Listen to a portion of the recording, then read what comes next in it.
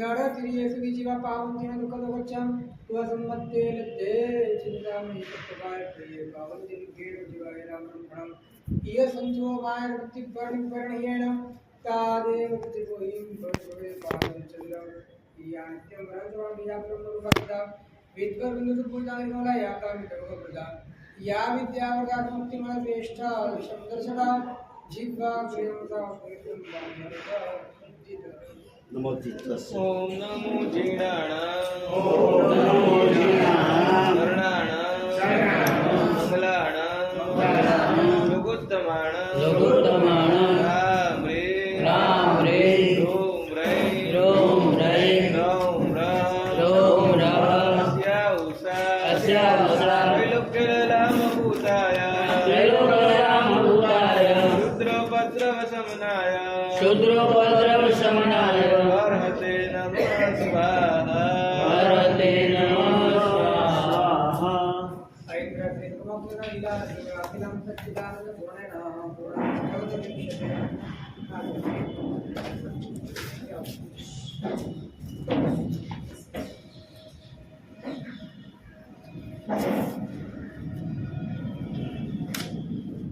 अनंतकारी अनंत कल्याण करणारा धर्मचक्रवर्ती आणि परमात्मा शासन में देवेला महापाध्याय यशोमतीजी महाराज આપણને આપણી સ્વતંત્ર ઉપસ્થિતિનો બોધ કરાવવા માટે પૂર્ણતાનો ઉપદેશ આપ્યો. આપણી સ્વતંત્ર ઉપસ્થિતિ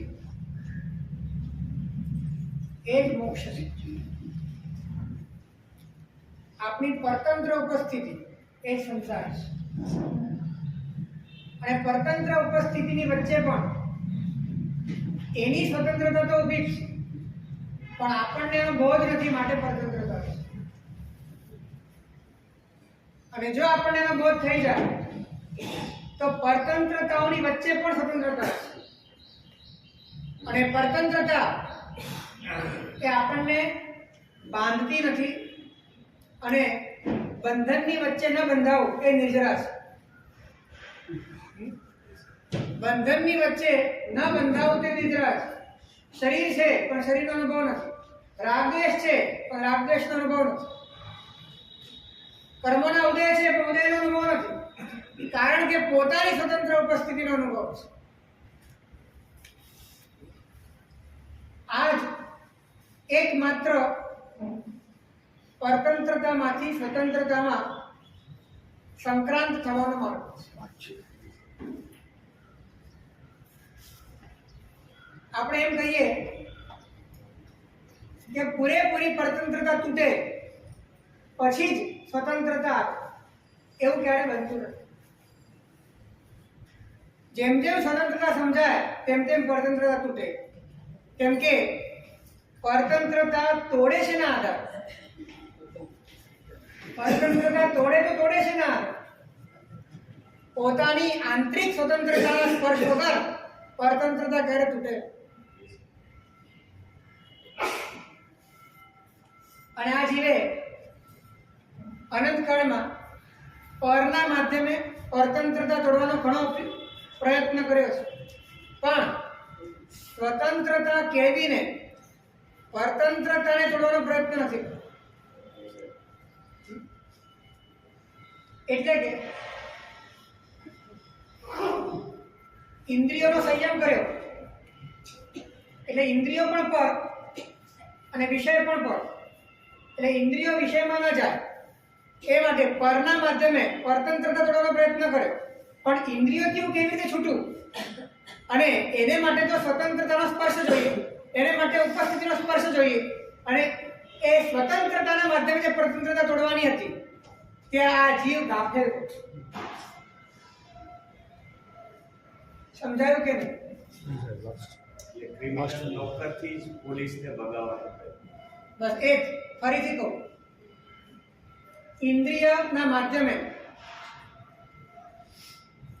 વિષયોથી દૂર રહીને ઇન્દ્રિયોની જે વિષયની સ્વતંત્રતા હતી એને કદાચ જીવે તોડી, પણ જીવ ઇન્દ્રિયોને તો પરાધીન છે જ, હજી ઇન્દ્રિયો સાથે જોડાયેલો જ છે. એ પરતંત્રતા ઇન્દ્રિયોથી તૂટે એમ નથી.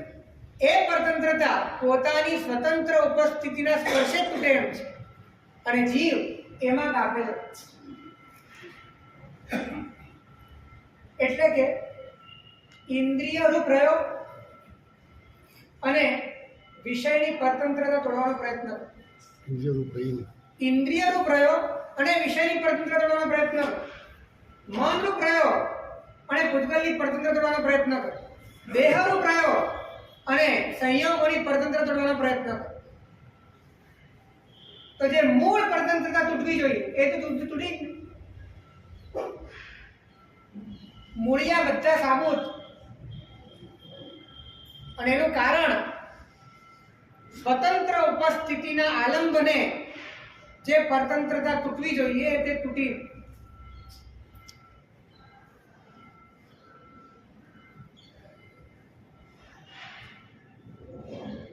અને એક વાત ધ્યાનમાં રાખો કે મૂળથી પરતંત્રતા ના તૂટે અને ઉપર છેલ્લી પરતંત્રતાઓ તૂટે, એનાથી પુણ્ય બંધાય છે. અને મૂળમાં પરતંત્રતા ઊભી છે માટે પાપાનું બંધી પુણ્ય બંધાય.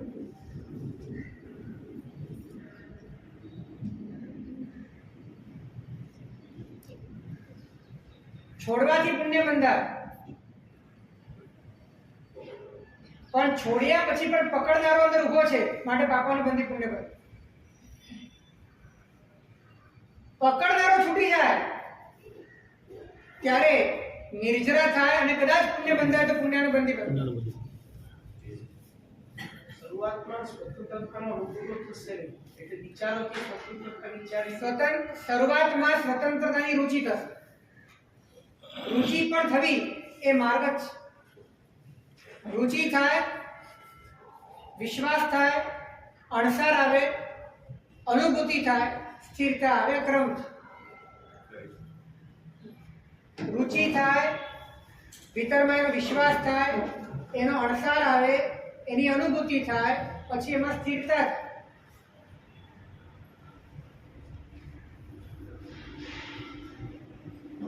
રુચિના સ્તરે પણ જો માર્ગ શરૂ થયો હોય તો પણ અંદરમાં ઘણો મોટો ફેરફાર થઈ જવા લાગે.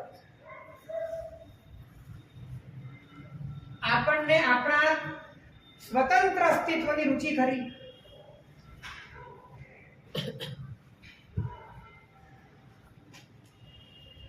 હજી આને સહેલા શબ્દોમાં કહું કે તમે છો માટે છો એ વાત ગમે ખરી? કે કંઈક છો માટે છો? હે? એટલે કંઈક છો માટે છો ને, એટલે કંઈક એટલે પર આવ્યું ને, એટલે પરતંત્ર અસ્તિત્વ છે, સ્વતંત્ર અસ્તિત્વ ગમતું પણ નથી. તમે છો માટે છો, આ જ વાત હોવી જોઈએ. અને આનો જ પ્રેમ હોવો જોઈએ, અને એ ના અનુભવાય તો કેવી રીતે અનુભવાય એની મથામણ હોવી જોઈએ કે હું છું માટે છું, હું કાંઈક છું માટે નથી.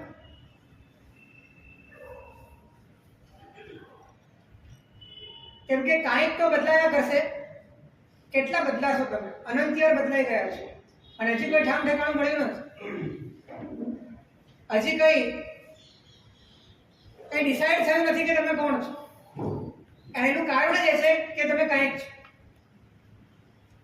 અને કાંઈક હશે ત્યારે ડિસાઈડ થશે પણ નહીં કે તમે કોણ છો. જ્યારે કાંઈક નીકળી જશે અને માત્ર છો માટે છો એ વાત સમજાશે ને ત્યારે જ ડિસાઈડ થશે કે ખરેખર મારું સ્વરૂપ શું છે.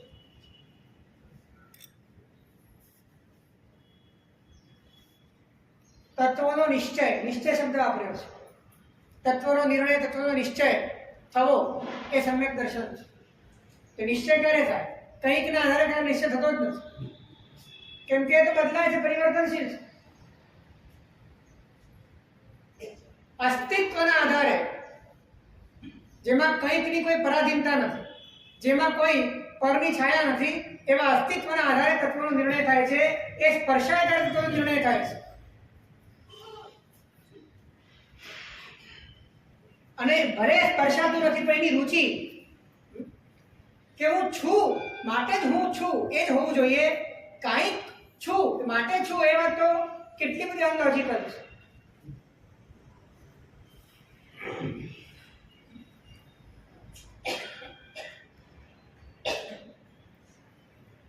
તમે તમારી પાસે બે વસ્તુ હોય ને એમાં પણ એવું નથી કરતા. ચાંદી છે માટે સોનું છે કે સોનું છે માટે સોનું છે? હે? તો ત્યાં કેમ એવું કરતા નથી? ત્યાં કેમ બે વસ્તુઓને તમે જોડતા નથી એકબીજા સાથે? તો અહીંયા કેમ જોડો છો?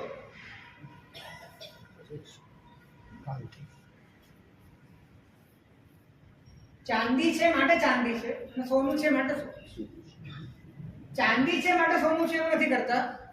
તો અહીંયા કાંઈક છે, દેહ છે, વિચાર છે, મન છે, સંયોગ છે, સંબંધ છે, સંપત્તિ છે, એના માટે હું છું. એ છે માટે હું છું. આવું કેમ? એનો અર્થ એ છે હજી આપણને સ્વતંત્રતાની રુચિ નથી.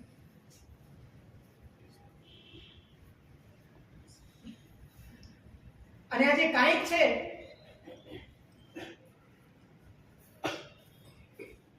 એનું ભરણ પોષણ કરવા માટે કે એને માલ મલિદા આપવા માટે જે પણ કરવું પડે એ કરવામાં આપણને કોઈ રોકટોક ન થાય એને આપણે સ્વતંત્રતા માનીએ છીએ. એ સ્વતંત્રતા નથી, એ સ્વચ્છંદતા છે. પરને આધીન બન્યા પછી અનિયંત્રિત રહેવું એ સ્વતંત્રતા નથી, સ્વચ્છંદતા છે.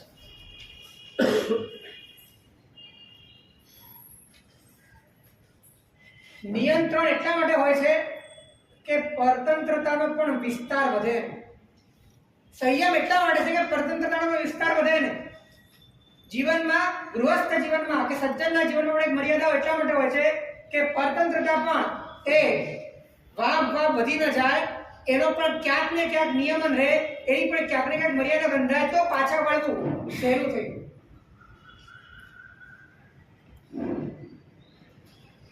તમારા જીવનમાં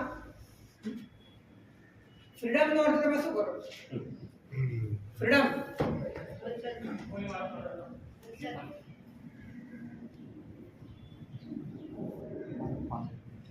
તમે જે કંઈકને લઈને બેઠા છો એની આડ પંપાળમાં તમને કોઈ રોકટોક ન કરે એવા પ્રકારની પરિસ્થિતિ એને તમે ફ્રીડમ સમજો છો.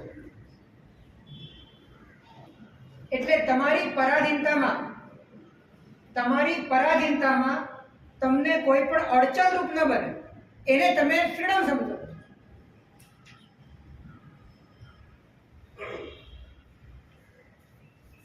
ફ્રીડમની વ્યાખ્યા પણ તમારી કેટલી બધી અધૂરી છે. અધૂરી નહીં, વિપરીત છે.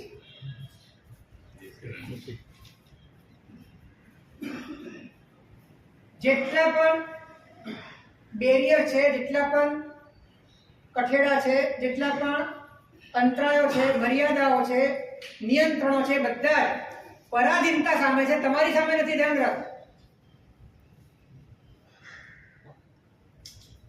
પણ જ્યારે તમે જ પર બની ગયા છો ત્યારે તમને એવું લાગે છે કે મારી સામે.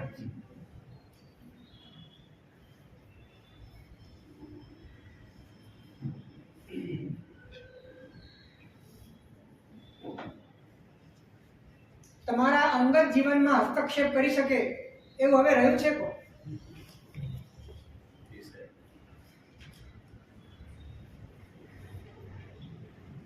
કોઈની લાજ શરમ નડે અને કોઈ પાંચ પંચ વચ્ચે પૂછે એવો સમાજ પણ નથી રહ્યો.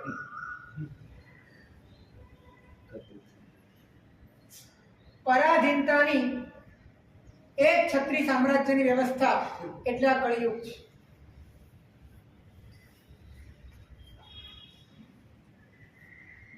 આર્ય સંસ્કૃતિમાં જન્મ લેવો એટલા માટે મહાભાગ્યનું કારણ હતું કેમ કે અહીંયા પરાધીનતાઓ તોડવા માટેની વ્યવસ્થા, આંતરિક પરતંત્રતાઓને ખતમ કરવા માટેની સુવિધાઓ, નિયંત્રણો પરતંત્રતા ઉપર હતા અને એનાથી સ્વતંત્ર થવા માટેની સુવિધા માટે આર્ય સંસ્કૃતિ મહાન.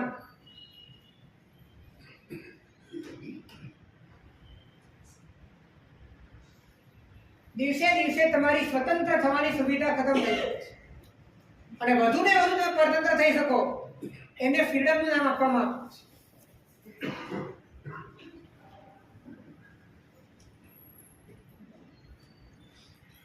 તમને ગમે છે?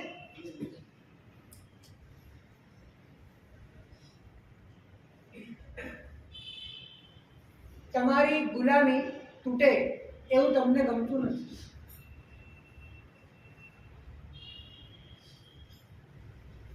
અખંડ ગુલામી હોવી જોઈએ. ગુલામીમાં ક્યાંય પણ કોઈ પણ અંતરાય ન થવો જોઈએ. અને એ માટે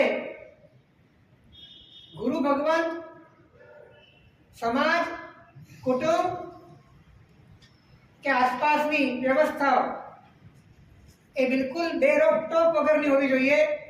કોઈ રોકટોક નહીં જોઈએ.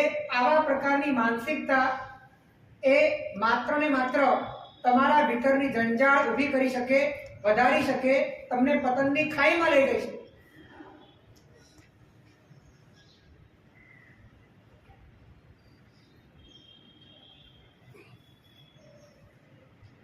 સંસ્કૃતિ અને અધ્યાત્મને બહુ ગાઢ સંબંધ છે, ધ્યાન રાખજો.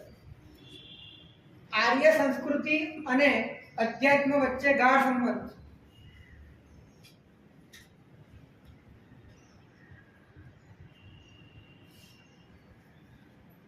જીવન લગભગ આપણું હવે અનાર્ય તરફ જઈ રહ્યું છે.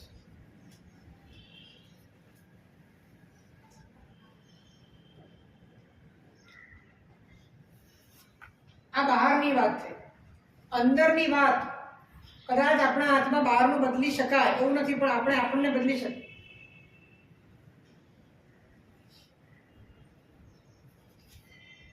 આપણી પોતાની સ્વતંત્ર ઉપસ્થિતિ એના અનુભવથી જ સ્વતંત્રતા આવી શકે, એના અનુભવથી જ સ્વતંત્રતા તૂટી શકે. આ અલ્ટિમેટ છે.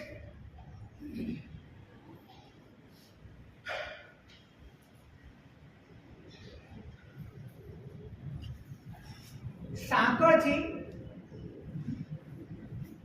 બંધન છે. સાંકળથી બંધન છે. તે બંધનને તોડવા માટે સાંકળ જોઈએ. બંધનને કોણ તોડી શકે? હે? આગળથી મુક્ત થઈ જાય. કુહાડી તોડી શકે. પણ કુહાડીથી પણ તોડે કોણ? જે મુક્ત હોય, જે બંધાયેલો છે કે જે મુક્ત છે? જે મુક્ત છે. એટલે અરિહંત પરમાત્મા મુક્ત છે. એમના વચનોના સહારે આ સાંકળ તૂટે છે. પણ એક વાર ધ્યાન રાખજો કે જો કેદી એવું માને તૂટ્યા પછી પણ કે સાંકળ જ મારું સ્વરૂપ છે, તો સાંકળ જેટલો તોડવાનો પ્રયત્ન થશે ને સામેથી, એટલે ગભરાશે કે આ તો મારું સ્વરૂપ લઈ રહ્યા છે. સાંકળ મારું સ્વરૂપ નથી, મારું બંધન છે. આવો જ્યારે ખ્યાલ હોય છે ને ત્યારે એ સાંકળ તોડનાર પ્રત્યે પણ અહોભાવ જાગે અને સાંકળ તૂટે એમાં અંદરથી આહ્લાદ જાગે. અને સાંકળ ત્યારે તૂટી શકે છે કે જ્યારે પોતે બંધનમાં છે એ વાતનો સ્વીકાર, અને પોતે બંધનમાં છે એ વાતનો સ્વીકાર પણ ત્યારે થાય કે મૂળ સ્વરૂપે પોતે મુક્ત છે. એટલે કે સાંકળ અને પોતે એક નથી. મૂળ સ્વરૂપે પોતાનું શરીર અને સાંકળ જુદા છે. આ વાતનો ખ્યાલ છે માટે જ બંધન સમજાય છે. અને બંધન સમજાય છે માટે મુક્ત થવાની ઈચ્છા થાય છે. અને મુક્ત થવાની ઈચ્છા થાય છે માટે જ મુક્ત કરનાર પ્રત્યે અભાવ જાગે છે. અને મુક્ત થવાથી એને આનંદ આવે. સમજાય છે કે નહીં આખી વાત? આ સમ્યક દર્શન. આજ વ્યવહાર સમ્યક દર્શનની ભૂમિકા. અને જ્યારે તૂટી જાય ત્યારે નિશ્ચય સમ્યક.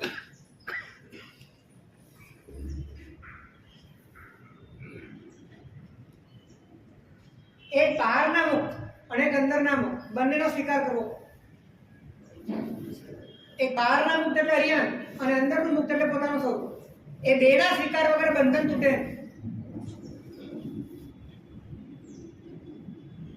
આપણે બહારના મુક્તનો સ્વીકાર કરીએ છીએ પણ અંદરના મુક્તનો સ્વીકાર નથી કરતા, કારણ કે બંધન જ લાગતું નથી તો અંદર બંધાયેલા છે એવું જ લાગતું નથી તો મુક્તની ક્યાં વાત છે? આપણે તો બંધનની સ્થિતિને જ મુક્ત સ્થિતિ માની લઈએ છીએ, તો એકચ્યુઅલમાં જે મુક્ત છે એનો કોઈ આપણને અણસાર જ નથી.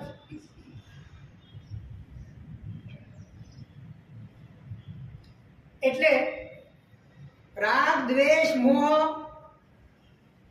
આ બધા બંધન છે. શરીર, સંયોગ, યોગ આ બધા બંધન છે અને આ બધા કરતા પરે એવું મારું એક્ઝિસ્ટન્સ છે, એવું મારું સ્વરૂપ છે જે પોતે પોટેન્શિયલ, જે મૂળ સ્વરૂપે મુક્ત છે. અંદરની મુક્તતા અને બહારમાં રહેલા મુક્ત પુરુષ એ બેના નિમિત્ત અને ઉપાદાનના સંયોગથી મુક્ત થવાનું છે.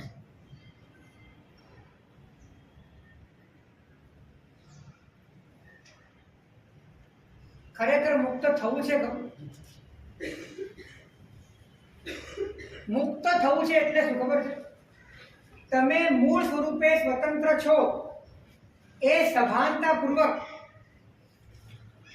જ્યાં જ્યાં તમે બંધાયેલા છો એનાથી પાછા હટવાનો પ્રયત્ન થાય તો સમજવું કે તમને બંધનથી મુક્ત થવાની ઈચ્છા.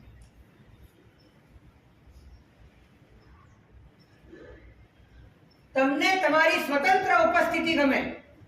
કેદીને મુક્ત થવું છે એટલે શું છે?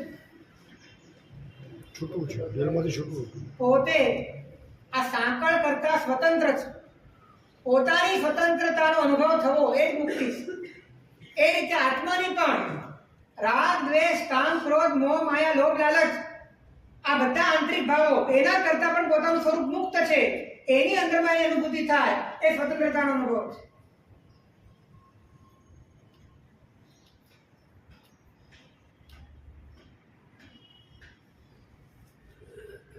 સાંકળ અને કેદી એક નથી માટે જ મુક્ત થઈ શકે. ધ્યાન રાખો, સાંકળ અને કેદી એક નથી માટે જ મુક્ત થઈ શકે. એ રીતે શરીર અને આત્મા એક નથી માટે મુક્ત થઈ શકે. એ રીતે ક્રોધ, માન, માયા, લોભ, રાગ, દ્વેષ એ પણ મૂળ આત્માના સ્વભાવ નથી માટે જ મુક્ત થઈ શકાય.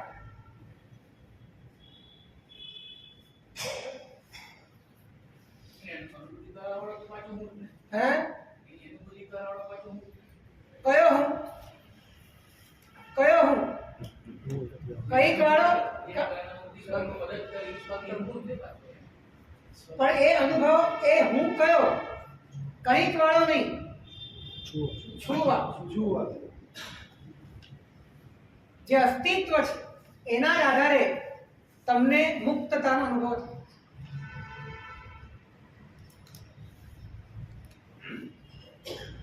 આપણી સમસ્યા એ છે કે આપણે હોવા માટે હોવું નથી, હોવા માટે નથી હોવું, પરંતુ હોવા માટે કંઈક આલંબન જોઈએ.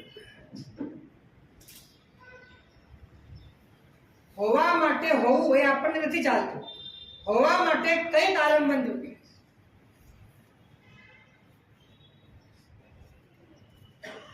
જોવા માટે નથી જોવું, જોવા માટે પણ કંઈક આલંબન જોઈએ. હોવું અને જોવું અનંત કાળથી બંને આલંબનથી જ ચાલે છે. એ બંનેને કંઈ જોઈએ છે. એના વગર એક્ઝિસ્ટન્સ નકામું. જોવા માટે જોવું અને હોવા માટે હોવું આ શુદ્ધતા છે, પ્યોરિટી છે. પરંતુ આપણે હોવાને પણ કંઈક આલંબનના માધ્યમે અને જોવાને પણ કંઈક આલંબનના માધ્યમે જ અનુભવ્યું.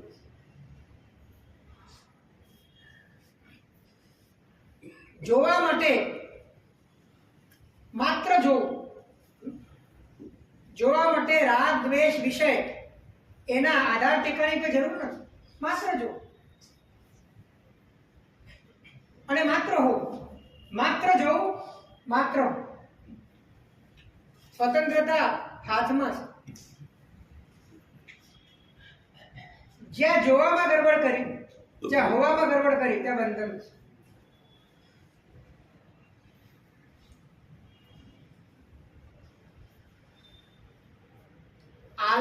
કૃષ્ણના ઘોડે લંગડાતા અને ખોડંગાતા અનાદિકાળથી ધસડાતા ચાલીએ છે. અને આ ઘોડીઓ ઘણી બધી બદલાઈ ગઈ છે.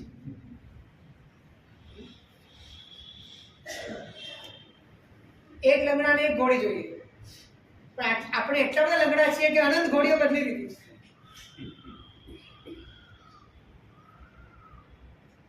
અને પાછું લંગડા હોવાનો વહેમ છે, લંગડા છીએ નહીં, પરિપૂર્ણ છીએ, કમ્પ્લીટ.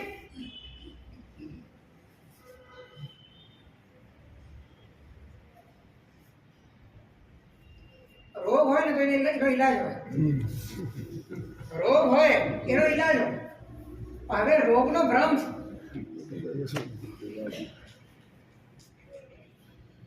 ભ્રમનો ઈલાજ શું કરો?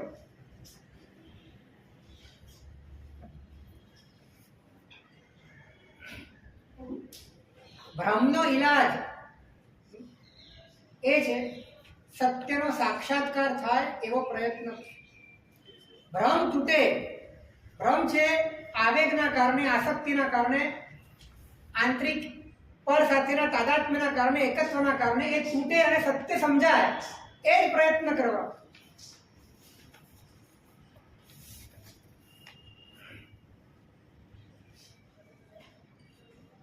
અને આપણને આલંબન જોઈએ છે અનંતકાળથી. આપણે હોવા માટે આલંબન જોઈએ, જોવા માટે આલંબન જોઈએ.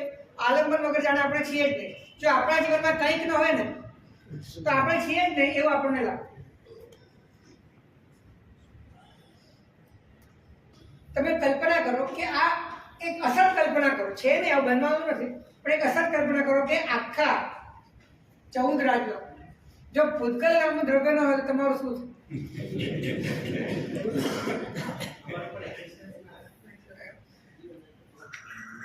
પછી જે રહે ને તમારું એક્ઝિસ્ટન્સ એટલે એમ જ રહેવાનું છે. એમ જ રહેવાનું એકચ્યુઅલી.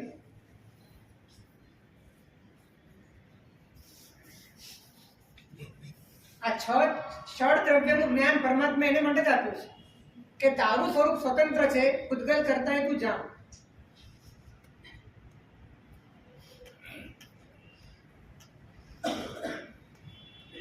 તો આપણી આ કમજોરી છે કે અનંતકાળથી આપણે કોઈક ને કોઈક આલંબનના આધારે જીવું.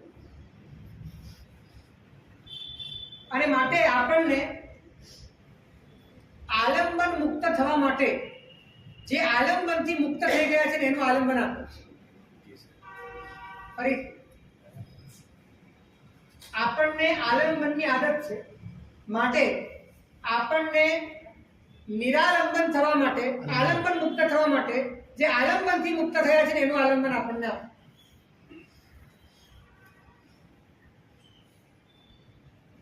પણ ખરેખર વિચારીએ તો આપણને આલંબન મુક્ત થવું છે સૌથી મોટો પ્રશ્ન એ છે. અને આપણે જેને ભજીએ છીએ એને પણ આપણે આલંબન મુક્ત છે એ સ્વરૂપે ભજીએ છીએ. વધારે આલંબન મેળવવા આપણને પણ આલંબન જોઈએ છે અને આપણે એમનું દર્શન પણ એ રીતે કરીએ છીએ કે એમના નિરાલંબન સ્વરૂપની આપણને ઝાંખી નથી. આપણે આપણા ચશ્માથી જે રીતે આપણે આપણને મૂલવીએ છીએ એ રીતે જ આપણને ત્યાં મૂલવીએ છીએ.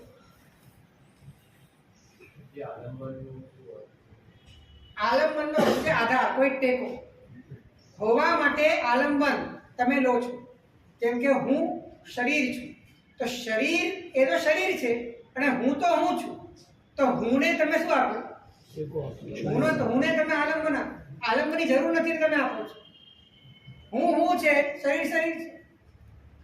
તો હવે આ શરીર એ હું નથી પણ હું છું. આ વાત તમારે સમજવી છે. અને સમજવા માટે તમને કોઈક આલંબન જોઈએ છે બહાર. તો એ આલંબન કોણ છે? દેવ ગુરુને ધર્મ. એને માટે દેવગુરુ ધર્મ છે. નિરાલંબન થવા માટેનું આલંબન પરમાત્મા છે. નિરાલંબન થવા માટેનું આલંબન શાસ્ત્રો છે. પણ થવું જ નથી તો પછી પ્રશ્ન જ ક્યાં છે?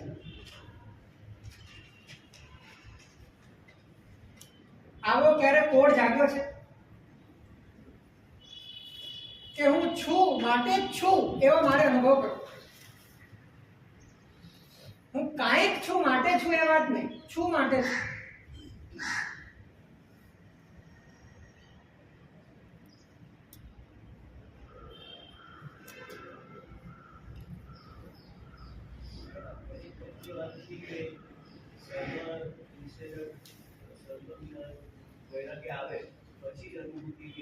એ બરાબર, પણ આની રુચિ હશે તો આવશે ને. વૈરાગ્યની પ્રચંડતા માટે પણ રુચિ જોઈએ. રુચિ વૈરાગ્ય સમેત અસ્થિ સ્વભાવ રે આપણો રે, અસ્થિ સ્વભાવ છે આપણો રે, રુચિ વૈરાગ્ય સમેત પોતાના અસ્થિ સ્વભાવ પ્રત્યેની રુચિ એ વૈરાગ્ય લાવે અને વૈરાગ્ય અસ્થિ સ્વભાવની સ્પર્શના કરાવે.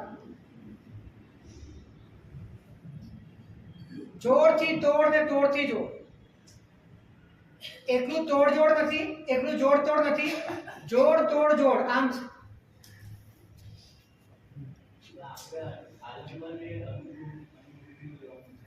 હે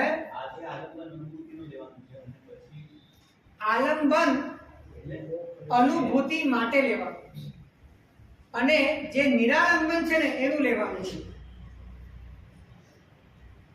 અને નિરાલંબનનું આલંબન પણ એ રીતે લેવાનું છે કે એમના બાહ્ય આલંબનમાં અટવાઈ ન જઈએ, એમના આંતરિક આલંબનને લે.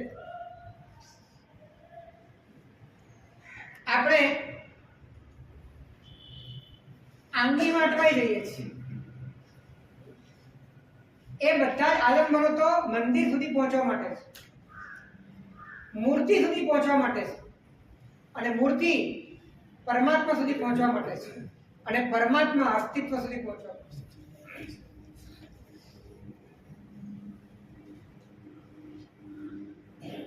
આપણો કારોબાર મૂર્તિ સુધી પતી જાય છે બધો, ઘણી વાર તો ત્યાં નથી પહોંચતા.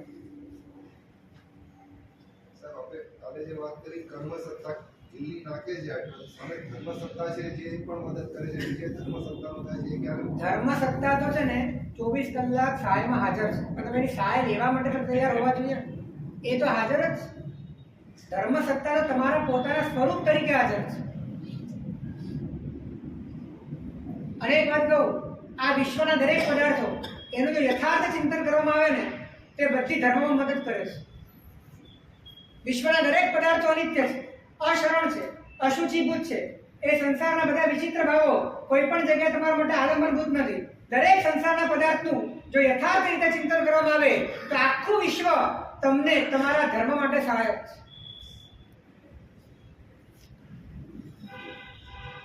એકચ્યુઅલી ઉલટી વાત છે, કર્મ સત્તાને સહાય તમે કરો છો, બાકી તો આખું વિશ્વ એ તમને તમારી ધર્મ સત્તાને સહાય કરવા માટે ઉભું છે. અને જેને ધર્મ સત્તાની સહાય આખા વિશ્વ તરફથી મળે છે એ પોતે કર્મ સત્તાને સહાય કરે.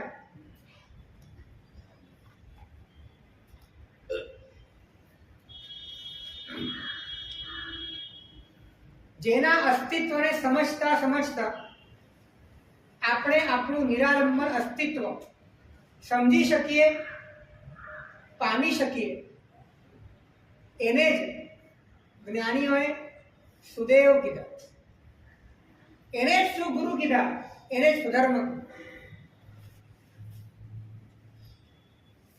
આટલી પ્યોરિટી છે.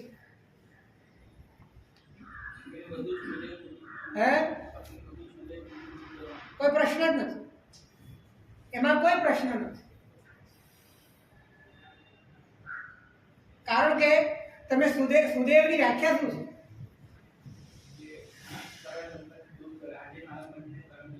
સુદેવની વ્યાખ્યા શું છે? આમ સામાન્ય વ્યાખ્યા શું છે?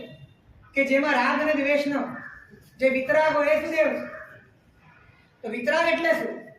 જેને આંતરિક કોઈ પણ સ્વતંત્રતા છે નહીં, જે અંદરથી સંપૂર્ણ સ્વતંત્ર અસ્તિત્વને પામી ગયા છે, જે નિરાલંબન થઈ ગયા છે, એ વિતરાગ છે. એ માર્ગ ઉપર જે ચાલનારા છે અને અનુભવ કરનારા છે એ સુગુરુ છે, અને માર્ગ બતાવનારા જે શબ્દો છે એ સુધર્મ છે, જે વ્યવસ્થા છે એ સુધર્મ છે.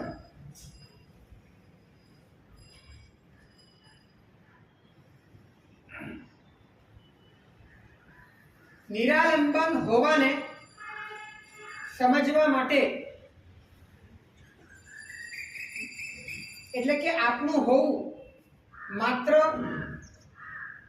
હોવાના કારણે જ છે, કંઈકના કારણે નથી, એવું સમજવા માટે આપણે દેવગુરુનું આલંબન ભજીએ છીએ.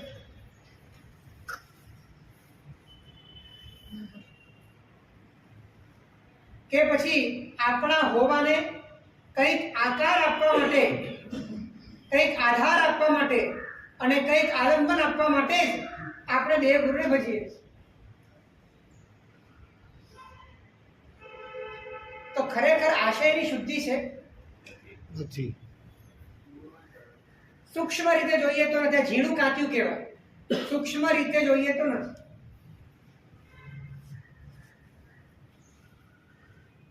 અને ધર્મ સૂક્ષ્મ બુદ્ધિથી જ ચાલે છે. હરિભદ્ર શ્રી મહારાજે કહ્યું છે, અન્યથા બુદ્ધિથી કરેલો ધર્મ, અન્યથા બુદ્ધિથી કરેલો ધર્મ એટલે બીજા જ કોઈ હેતુથી, બીજા જ કોઈ પ્રયોજનથી, બીજા જ કોઈ કારણસર કરેલો ધર્મ ધર્મના જ વિનાશ માટે થાય છે. અને માટે જ ધર્મ અત્યંત સૂક્ષ્મ બુદ્ધિથી કરવો જોઈએ. તમારામાં જેટલી પણ તાકાત હોય બુદ્ધિની, એ બધી બુદ્ધિની અણી ધાર અહીંયા જ કાઢવાની છે. સંસારમાં બહુ કાઢો.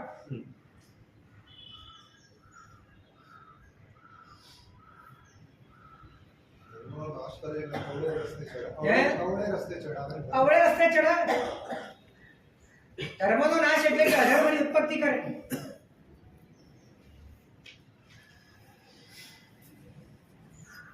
જે હેતુ હતો એ હેતુથી વિપરીત હેતુ આવ્યો કે નહીં? હેતુ નિરાલંબનનો છે, હેતુ અસ્તિત્વનો છે, હેતુ આત્મશુદ્ધિનો છે.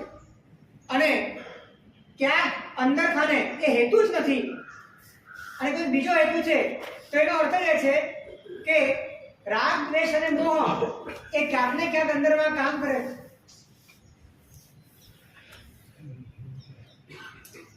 તો એ ધર્મ અન્યથા બુદ્ધિથી કરેલો ધર્મ ધર્મના વિનાશ માટે થાય.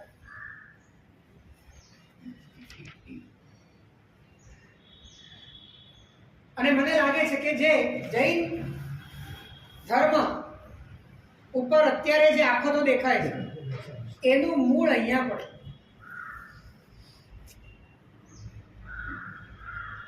કેમ કે તમારા આશયની પ્રતિધ્વનિ બહાર આવે છે.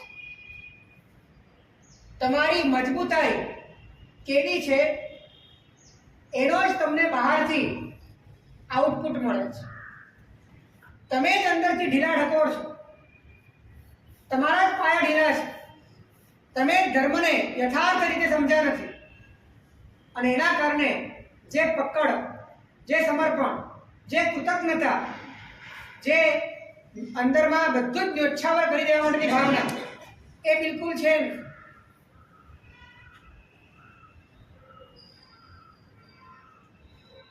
ધર્મ એક આપણા માટે સામાજિક અંગ બની ગયું છે. પહેલા સમાજ એ ધાર્મિક અંગ હતું, હવે ધર્મ સામાજિક થઈ ગયો.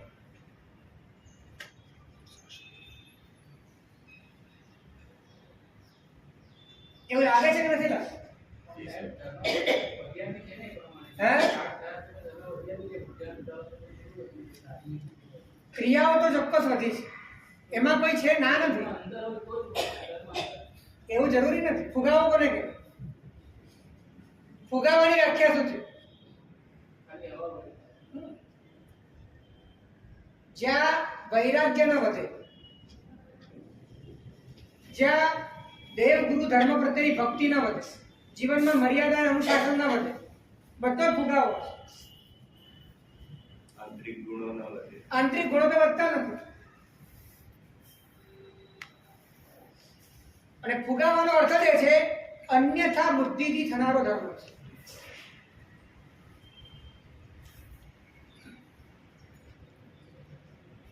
આટલી બધી આરાધના વધે છે તો સામે પોતાના જીવનમાં, દરેકના જીવનમાં મર્યાદાઓનું પાલન વધે છે કે ઘટે છે? વિષય વાસના વધે છે કે ઘટે છે? એટલી નહીં, તમે પ્રામાણિક રીતે વિચાર, દિવસે દિવસે વધી રહ્યું. અને ત્યાં તો વધી રહ્યું છે, ધર્મના ક્ષેત્રમાં વધી રહ્યું છે. તો સમથિંગ રોંગ, કઈ ગડબડ છે અંદર, માટે જ આવું પરિણામ આવી રહ્યું. ક્રિયાઓ અને અનુષ્ઠાનોનો વિરોધ છે જ નહીં, પણ કરનાર એના આશયમાં, એના ભીતરમાં જે રીતેનું એક્સેપ્ટન્સ હોવું જોઈએ, જે રીતે એનો અપનાવ હોવો જોઈએ, એ રીતે નથી, માટેનું વિપરિણામ મળી રહ્યું.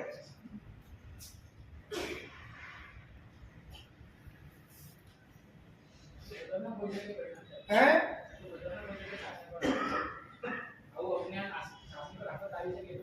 ખતરનાક હોઈ શકે નહીં, છે. કેમ કે જે ધર્મને આશ્રિત થનારા લોકોના ભીતરના જે ભાવ હોય એનો જ પ્રતિભાવ તમને બહારથી મળે છે. બાકી કરોડો રૂપિયા તમે ખર્ચી લો શાસનની સુરક્ષામાં, ગમે તેટલા કોર્ટ કેસ ચલાવો, પણ જ્યાં સુધી અંદરનું તંત્ર, આંતરિક તંત્ર, ભીતરનો આશય જ્યાં સુધી સામૂહિક રીતે ન બદલાય ત્યાં સુધી એ મજબૂતી આવી જ નથી.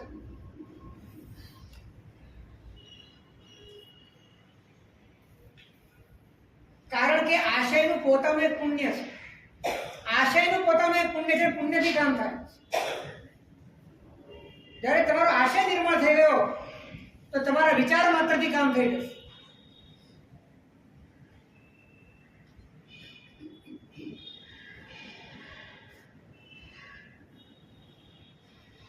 સાચું બોલો. ધર્મ, દેવ અને ગુરુ એ સર્વસ્વ છે અને એના ઉપકારના ભાર નીચે તમે દબાયેલા છો એવી પ્રામાણિક અનુભૂતિ કેટલી. ઉલટું એવું લાગે છે કે અમે ઉપકાર કરીએ છીએ, અમે પૈસા આપીએ છીએ, અમે યોગદાન આપીએ છીએ, અમે ટાઈમ આપીએ છીએ. જ્યારે ગંગા આખી અવળી હોય તો પછી ક્યાં કામ થવાનું? ખરેખર જ્ઞાનીઓએ બતાડેલી દ્રષ્ટિથી અને આશયથી પોતાના અસ્તિત્વનો લાભ થવાથી ત્યારે પરમ કૃતજ્ઞતા આવે છે અને પોતાનું શ્વાસે શ્વાસ ન્યોચ્છાવર કરવા જેવો લાગે ને ત્યારે જ પરમાત્માના શાસનની અંદર અભ્યુદય થાય છે. આંતરિક લાભનો અનુભવ થયો નથી અને તમને જે લાભ થાય છે તમે એનું યોગદાન ત્યાં આપો છો. ક્યાંક ને ક્યાંક ભીતરમાં તમે ઉપકારી બની ગયા છો, ઉપકાર ઝીલવાવાળા કરતા તમે ઉપકારી બની ગયા છો. અંદરમાં આશય બહુ મોટા વિપરીત.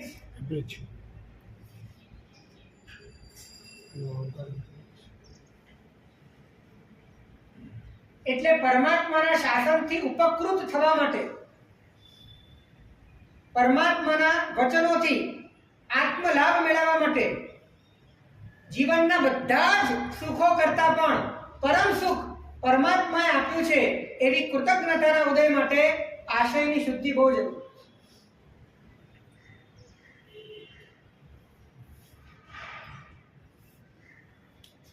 એક વાત કહું તમને, સુખના અનુભવ વગર કૃતજ્ઞતા આવતી નથી.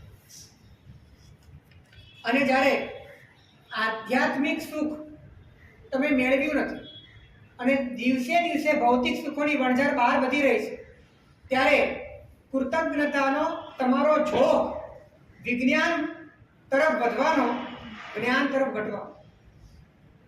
જ્યારે તમે આધ્યાત્મિક સુખ મેળવશો ત્યારે વિશ્વની બધી જ ઉપલબ્ધિઓ અને વિજ્ઞાનની બધી જ ઉપલબ્ધિઓ તમારા માટે અભરાઈ મુકાઈ જશે.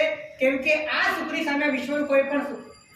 એટલે પરમાત્માના શાસનથી તમારે ઉપકૃત થવું હોય, એના અહેસાન નીચે આવવું હોય તો આધ્યાત્મિક સુખ મેળવ્યા વગર બીજો કોઈ વારો વિજ્ઞાન ઉભું જ જ્ઞાનથી થયું હે? વિજ્ઞાન ઉભું જ જ્ઞાનથી થયું છે. વિજ્ઞાનનો અર્થ શું છે? આમ વિજ્ઞાનનો અર્થ વિશિષ્ટ જ્ઞાન છે, પણ અત્યારના વિજ્ઞાનનો અર્થ શું કરવો પડે? વિકૃત જ્ઞાન.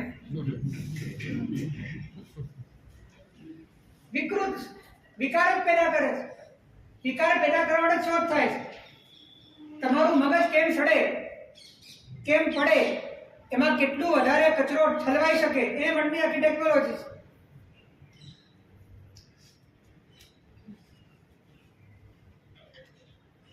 આપણે જે પરંપરા રહી છે કે પાત્રતા કરતા એક અક્ષર પણ કોઈને વધારે ના આપો. અને અત્યારે તમારી હોજરી આખે આખી ફાટી જાય એટલું બધું તમને મળી રહ્યું છે.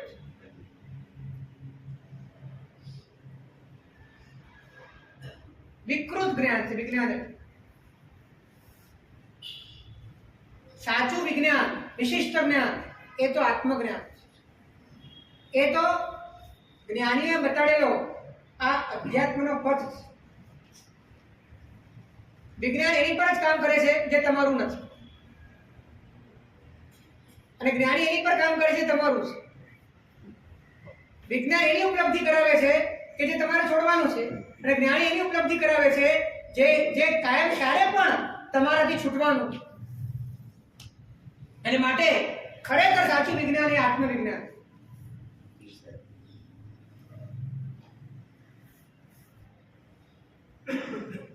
શું તમે એવું માનો છો કે પૂર્વના કાળમાં આવા ભેજાબાજ લોકો નહીં થયા?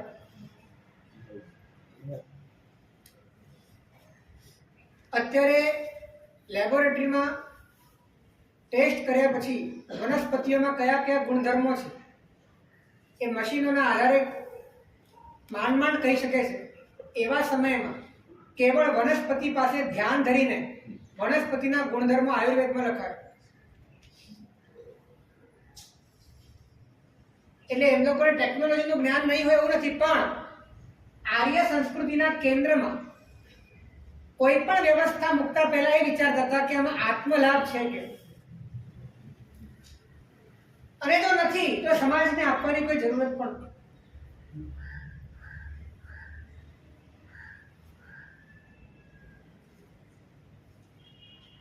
તો આપણે મૂળ વાત ઉપર આવીએ કે નિરાલંબન થવા માટે જો આલંબનને ભજીએ, વ્યક્તિત્વથી મુક્ત થવા માટે અસ્તિત્વને ભજીએ, રાગ દ્વેષ અને મોહ એને જળમૂળથી ઉખેડવાને માટે પરમાત્મત્વને ભજીએ, તો જ આપણો આશય નિર્મળ છે. અને આવો ઉત્સાહ ક્યારે જાગે? જ્યારે પોતાની સ્વતંત્ર ઉપસ્થિતિની વાત પોતાની સમજણમાં પ્રતિષ્ઠિત, કે હું સ્વતંત્ર છું, કોઈક છે કાંઈક છે માટે છું નહીં, છું. અને દરેક જ્ઞાની પુરુષ આ અનુભવ કરી રહ્યા છે, અને માટે પરમ સુખમાં છે. સિદ્ધો પાસે શું છે? પરતંત્રતાના નશામાં ડૂબેલા એવા લોકોને સિદ્ધોનું સ્વરૂપ સમજ્યા પછી સિદ્ધો ઉપર દયા આવે છે કે બિચારા ત્યાં શું કરતા? હા, મને એમ કે ત્યાં શું કરતા? કરવાનું શું? પણ કંઈક કરીને આનંદ મેળવવો પડે એના જેવું કોઈ દુઃખ નથી. કંઈક કરીને ત્યારે અસ્તિત્વનો અનુભવ કરવો પડે એના જેવું કોઈ દુઃખ નથી. અહીંયા પ્રતિક્ષણ માત્ર હોવાથી સુખ મેળવે છે, અનંત સુખ મેળવે છે.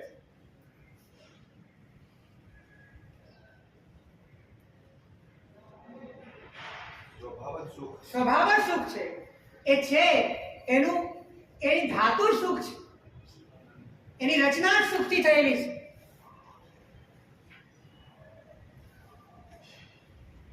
આવા સુખનું, આવા અસ્તિત્વનું આકર્ષણ હોય, આવી રુચિ હોય, ત્યારે જ એ નિર્મળ આશય અંદરમાં વિસ્તાર પામી શકે અને એના માધ્યમે તમે નિસ્તાર પામી શકો.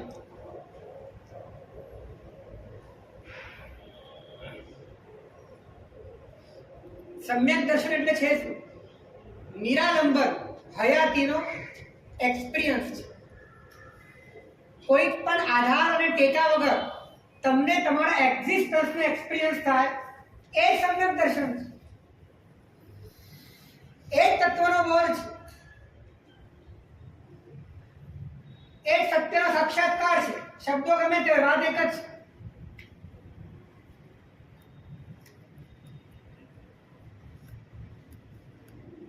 જીવનમાં, મારા જીવનમાં આવી એક ક્ષણ પણ આવવી જ જોઈએ એવી ખ્વાહિશ ખરી, એવી તમન્ના ઝંખના ખરી. રુચિ બળવાન હોય તો પુરુષાર્થ આવે, રુચિ તીવ્ર હોય તો વીર્ય એ પ્રમાણે પરિણમે. બધી જ ઝંઝટથી મુક્તિ. ન બચેગા બાસ ન બચેગી બાસુ. તમે કંઈક હશો ને તો જ ઉપદ્રવ હશે. તમે જ કંઈક નથી, તમે છો બસ, પતી ગયું. આ સ્થિતિનું આકર્ષણ હોય ને એને માર્ગાનુસારી કીધું છે. શરૂઆત દર્શન જ્ઞાન ચારિત્રમાં દર્શન એટલે આગળ મૂક્યું આ દર્શન આ દર્શન આ જ દર્શન છે. તમને તમારા પોતાના સ્વરૂપનો અસ્તિત્વનો ખ્યાલ આવે અને એના માધ્યમે બહારના કોઈ પણ પદાર્થના માધ્યમે તમે તમારી પોતાની પરાધીનતાને તોડો એ સમ્યક દર્શન. શ્રદ્ધા સમ્યક આપણે સમ્યક દર્શન અર્થ શ્રદ્ધા કરીએ. શ્રદ્ધા એટલે બિલીફ, અને બિલીફ એટલે કે બિલીફનો અર્થ માત્ર માન્યતા નથી, એક્સપિરિયન્સ છે. અને એક્સપિરિયન્સ એટલે તમને તમારો એક્સપિરિયન્સ એવો થઈ જાય કે જેના કારણે તત્વની શ્રદ્ધા, તત્વનો અનુભવ, તત્વની પ્રતીતિ તમારી બિલકુલ એક બીજા પદાર્થની સાથે સંક્રમિત ન થાય. તમે છો, બીજું છે, નિર્ણય થઈ કયો આ બધું એ ચોથું ગુંઠણ. એ રુચિ થાય, આકર્ષણ થાય એ પહેલું ગુણ.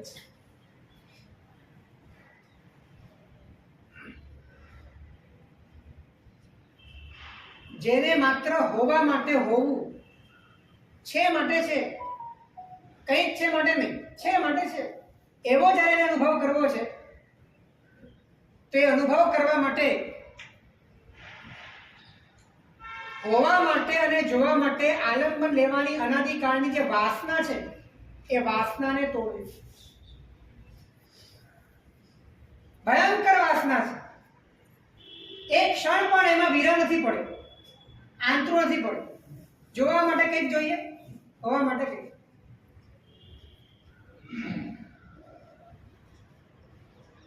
આલંબન બદલાય કે આનંદ થાય, પણ આલંબન જોઈએ.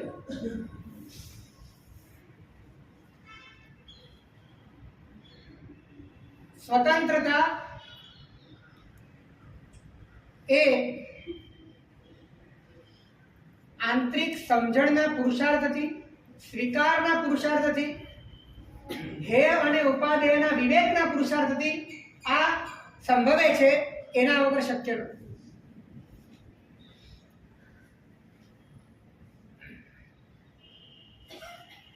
અને એને માટે વારંવાર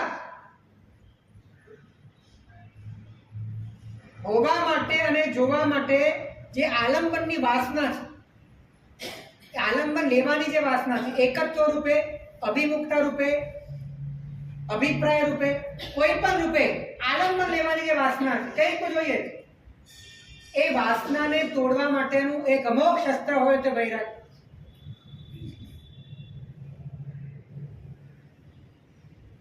તમને બધું જ નિરર્થક લાગે, બોગસ લાગે. આલંબન દરેક જે તમે હોવા માટે અને જોવા માટે લો છો એ બધા જ તમને પૃથક અને ભિન્ન લાગે. અને એના કારણે તમારા અને એની વચ્ચેનો ગેપ તમને સમજાતો જાય, દૂરી વધતી જાય. તમારું કામ એનાથી થવાનું નથી અને એનું કામ તમારાથી થવાનું નથી. બંને વચ્ચે અત્યંત અભાવ છે. આ વાત જેમ જેમ સમજાય અને એના પ્રત્યેની અરુચિ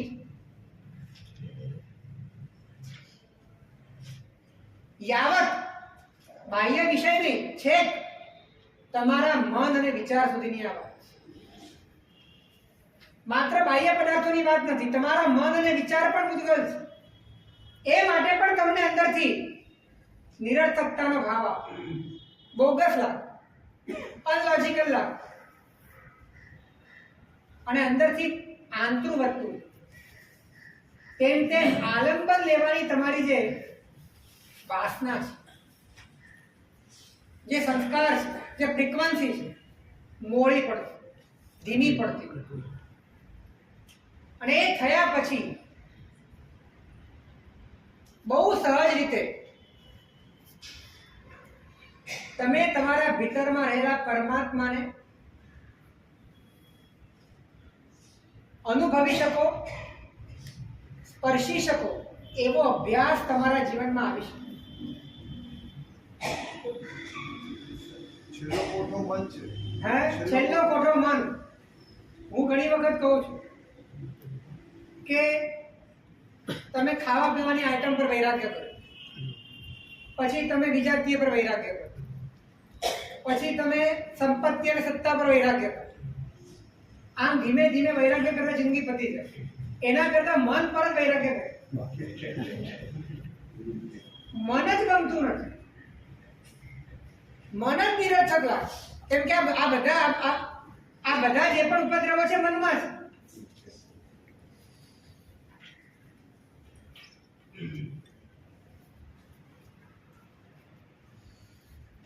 મન જ જો અસાર લાગી ગયું તો છૂટવું બહુ સહેલું છે. મન અસાર લાગે ને એ માટે જ આ બધાને અસાર લગાડવાનું છે. અને એ અસાર લાગ્યા પછી મન અસાર લગાડવું બહુ સહેલું છે. અને મન અસાર લાગી જાય તો મન અને ઉપયોગ વચ્ચેનો ભેદ સમજાય. મન અસાર લાગે છે તે મન આધાર લાગે છે, જેનું કોઈ ઠેકાણું નથી, આધાર લાગે. કારોબાર જ એનાથી હે? કારોબાર જ એનાથી ચાલે. સંસાર એનાથી ચાલે છે. કારોબાર એટલે સંસાર. ઘડીક આમ બોલે, ઘડીક તેમ બોલે, કોઈ એની નિશ્ચિતતા નથી.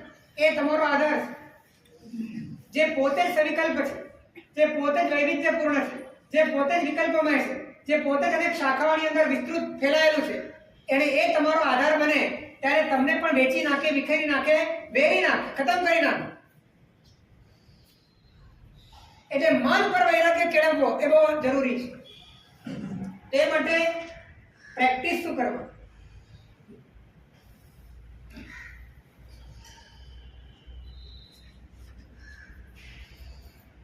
સમય થઈ ગયો છે.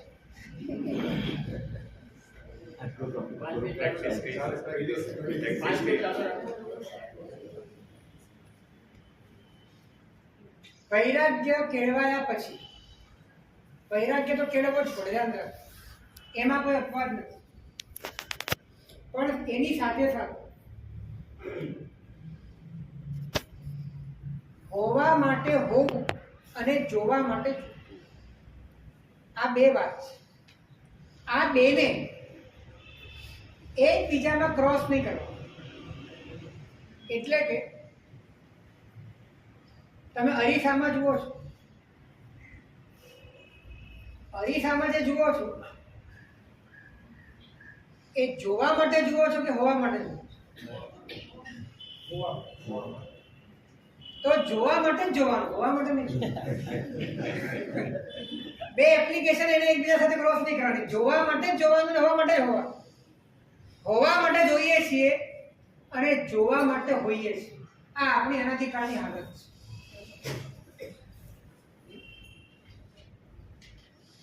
આપણે છીએ એ કંઈકના આધારે. આપણે જોઈએ છીએ કંઈક બનવા માટે. એટલે જોવા માટે જ જોવાનું અને હોવા માટે જ હોવાનું. હોવા માટે જોવાનું નહીં ને જોવા માટે હોવાનું. સમજાય છે? હું ને છું ને છૂટા જ રાખવા. હે? હું અને છું ને છૂટા જ રાખવાનું. તમે કાંઈ પણ જુઓ તો એમાં જોવા ખાતર જ જોવાનું. એમાં હું મારું કંઈ આવું જ ન જોઈએ. પછી શરીર જુઓ, પત્નીને જુઓ, પુત્રને જુઓ, ફ્લેટને જુઓ કે પૈસાને જુઓ, જોવા ખાતર જુઓ. આ પ્રેક્ટિસ છે.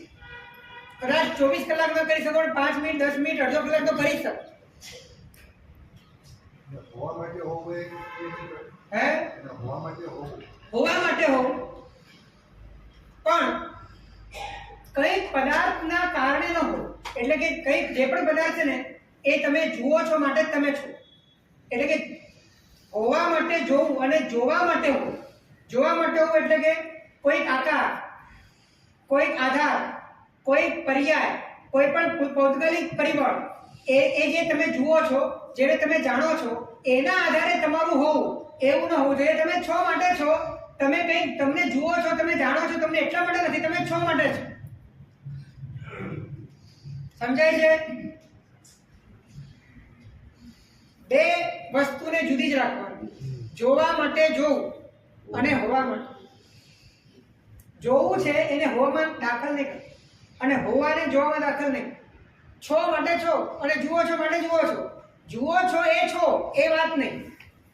અને અત્યારે તમે જે પણ છો ને એ બધું તમે જુઓ છો. અત્યારે તમે જે પણ છો એ શેના આધારે છો? જોવાના આધારે છો. જો જોવાનું ના હોય તો હોવાનું પણ ના હોય. તમારું હોવાનું જોવાના આધારે છે. તો એ બે તમે એકબીજામાં મિક્સ કરો છો. જુઓ છો માટે જુઓ છો અને છો માટે તમે છો. હોવા માટે હોવ અને જોવા માટે જો. આ રીતે બંને ધારાને જો તમે શુદ્ધ રાખો તો કોઈક આલંબન લઈને હોવું અને એના માધ્યમે જોવું, આ બંને વાત અંદરથી ખરતી જાય અને નિરાલંબન માટેની સ્થિતિ ઉજાગર થતી જાય. આ બંને વાત છે બહુ માર્મિક છે, થોડી ઊંડી છે. સમયના અભાવે અત્યારનો વિસ્તાર થતો નથી. વિચારજો નહીં કે પછી અવસરે. એના કંઈ પણ બધા ક્ષમા છે. શિવમસ્તુ સર્વ જગત